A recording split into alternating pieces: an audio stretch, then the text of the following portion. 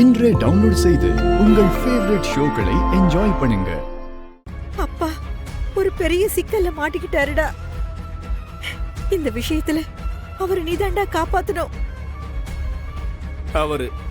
அவராவது பிரச்சனையில மாற்றதாவது என்ன, காசு இல்லைன்னு எங்கேயாவது ஒளிஞ்சுக்கிட்டு உங்ககிட்ட இப்படி டிராமா பண்ண சொன்னாரா? இல்லப்பா, மார்க் உண்மையாலுமே ஒரு பெரிய பிரச்சனையில மாட்டிக்கிட்டான்பா. பிரச்சனைன்னு மட்டும் சொன்னா எப்படி? என்ன பிரச்சனைன்னு சொன்னாதானே தெரியும். நீங்க 4 பேரும் பணத்தை கேட்டு டார்ச்சர் பண்ணீங்கல்ல, கொடுத்த பணத்தை திரும்ப கேட்டா அதுக்கு பேரு டார்ச்சரா? அவன் ஒரு கட்டத்துக்கு மேல அவனால அதை தாங்க முடியாம உங்களுக்கு கொடுக்க வேண்டிய பணத்துக்காக தப்பான வேலையை பண்ணிட்டான்பா. பணத்துக்கு ஆசைப்பட்டு அவரே தானே இந்த வேலையை பார்த்திருக்காரு. அங்கிள், ஆனது ஆயிடுச்சு, அந்த பணத்தை வாங்கி கொடுங்க, நான் பாட்டுக்கு கிளம்பிட்டே இருக்கேன். அந்த ஓனரு பணம் தரேன்னு சொல்லி ஏமாத்திட்டான்பா.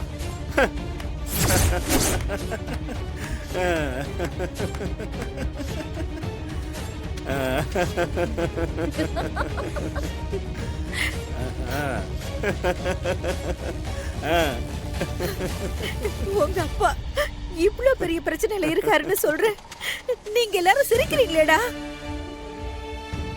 வேற என்ன பண்ண சொல்றீங்க? டேய் ரவி, டேய் இப்படி எல்லாம் பேசுறதுக்கு இதுவாடா நேரம்? ஏய் ராஜா, டேய் இங்க பாரு, டேய் அநியாயமா உங்க அப்பாவை தூக்கி உள்ள வச்சுட்டானுங்கடா. அந்த ஓனர் பணம் கொடுக்காம ஏமாத்திட்டான்டா. ஏய் ரவி, டேய் அவன் உள்ள இருக்கான்டா, கஷ்டப்பட்டுட்டு இருக்கான்டா, பாவம்டா. டேய் அவனை எப்படியாவது வெளியில கொண்டு வந்துடணும்டா. Uncle புரிஞ்சுதுங்க uncle. எங்களை எல்லாம் ஒண்ணு இல்லாம பண்ணணும் தானே அவர் இந்த வேலையை செஞ்சாரு. நான் எதுக்கு அவருக்கு செய்யணும்? ரவி, நீயாவது எடுத்து சொல்லுடா ப்ளீஸ்டா. அப்பா ஜெயில இருக்காருடா. மா, இவ்வளவு பெரிய வேலை பண்ணும்போது கொஞ்சமாச்சு யோசிச்சிருக்கலாம்ல. இப்போ நான் எதுவுமே பண்ண முடியாதுமா. அவ்வளவுதான், இனி ஒண்ணும் பண்ண முடியாது, கதை முடிஞ்சது. வேணும்னா 6 மாசமோ 6 வருஷமோ கழிச்சு வந்தா பாத்துக்க வேண்டியதுதான்.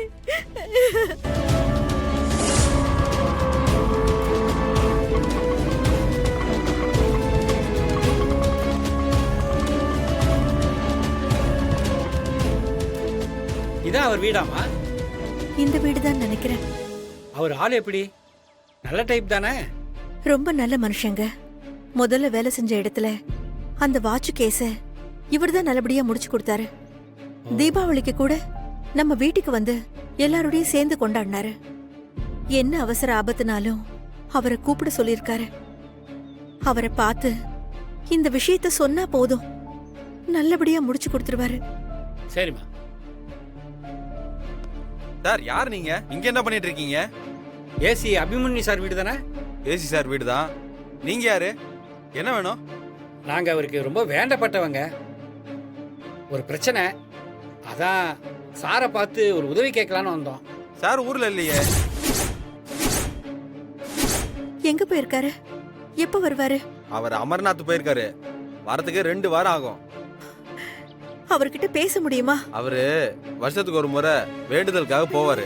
அங்க போன் கிடைக்கிறது ரொம்ப கஷ்டம். நீ ஒரு 10-15 நாள் கழிச்சு வந்து பாருங்க. இப்ப என்ன பண்றதுன்னு இப்படி ஒரு நிலைமை ஆயிடுச்சு. எப்படியாவது இவரை பார்த்துடலாம்னு நினைச்சேன். அவர் எனக்கு போன் செஞ்சாலும் செய்வாரு. நீங்க யாருன்னு சொல்லுங்க, நான் அவர்கிட்ட சொல்லிடுறேன். மார்க்கண்டேயன் வைஃப் சீதான்னு சொல்லுங்க. அவர்கிட்ட அவசரமா பேசணும்னு சொன்னாங்கன்னு சொல்ல முடியுமா? அவர் கால் பண்ணா கண்டிப்பா இந்த விஷயத்த சொல்லிடுறேம்மா. ஒருவேளை அவர் போன் பண்ணலனா நீங்க 2 வாரம் கழிச்சு வந்து பாருங்க. இப்ப போயிட்டு வாங்கம்மா. சரிப்பா. Okay sir. வாமா. இவ்வளவு வருஷமா இவங்க எல்லாரையும் எதிர்த்து நின்ன உங்களால எப்படிங்க இப்படி ஒரு கோழைத்தனமான முடிவெடுக்க முடிஞ்சது? நீங்க ஜெயிலுக்கு போறதுனால பிரச்சனை எல்லாம் முடிஞ்சிருமா? சாகணும்னு நினைச்சிருந்தா கூட நாம 2 பேரும் சேர்ந்து தாங்க அத பண்ணிருக்கணும். நம்ம வாழ்க்கைங்கிறது நம்ம 2 பேரும் சேர்ந்தது தானே. ஆனா எனக்கு தெரியாம இப்படி ஒரு காரியத்தை பண்ணிட்டீங்களே. நானும் இதை சீதா கிட்ட சொல்லாம மறைச்சிடலான்னு எவ்வளவு முயற்சி பண்ணேன். ஆனா சீதாவோட பாசத்துக்கு முன்னால என்னால எதையும் மறைக்க முடியல மார்க்கு. நீ உள்ள போனதுக்கு அப்புறம் எதிர்பார்க்காத நிறைய விஷயம் நடந்து போச்சு மார்க்கு. டேய் பணம் கைக்கு வந்துருச்சுல்ல? அந்த ஓனர் ஒரு ஃப்ராடு, நம்மளை ஏமாத்திட்டான்.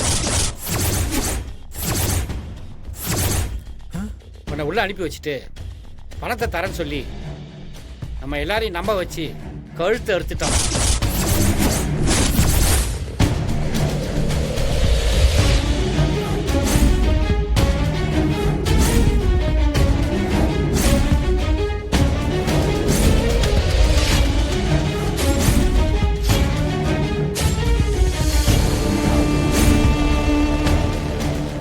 டேய் அவன் பணம் தரேன்னு சொன்னதை நம்பி தானடா நான் இதெல்லாம் பண்ணேன்.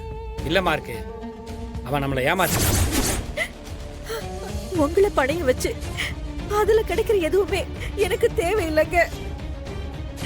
அதுல வர பணத்தை வச்சு நான் எப்படி சந்தோஷமா இருக்க முடியும்?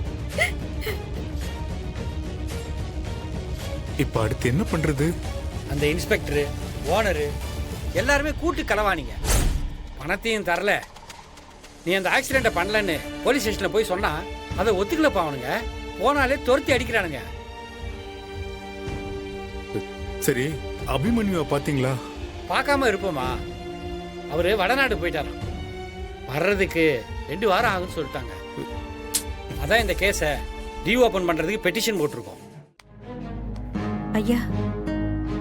இந்த மனு கொடுத்தது நீங்க தானா? ஆமா சார். உங்க சார்பா ஆஜராக வேண்டிய வக்கீல் வந்தாச்சா? இப்ப வந்துருவாரு சார். யாரு?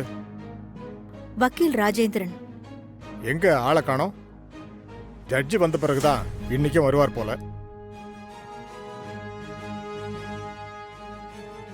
அவர் அப்படியெல்லாம் இருக்க மாட்டாரு. நல்லா தெரியுமா? அவர்தான் உங்களுக்காக வாதாடுறவரா? ஆமாங்க ஐயா. என்னாச்சுன்னு தெரியல. சரி, அவர்கிட்ட ஒரு தடவை பேசிட்டு என்னன்னு சொல்லுங்க. இந்த வழக்கை நாளைக்கு ஒத்தி வைக்கிறேன். நாளைக்கும் யாரும் ஆஜராகலன்னா மனுவை தள்ளுபடி செய்வதை தவிர வேற வழி இல்லை.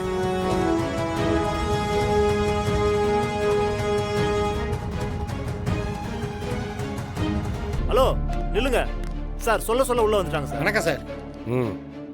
வாங்க. என்ன வேணும்?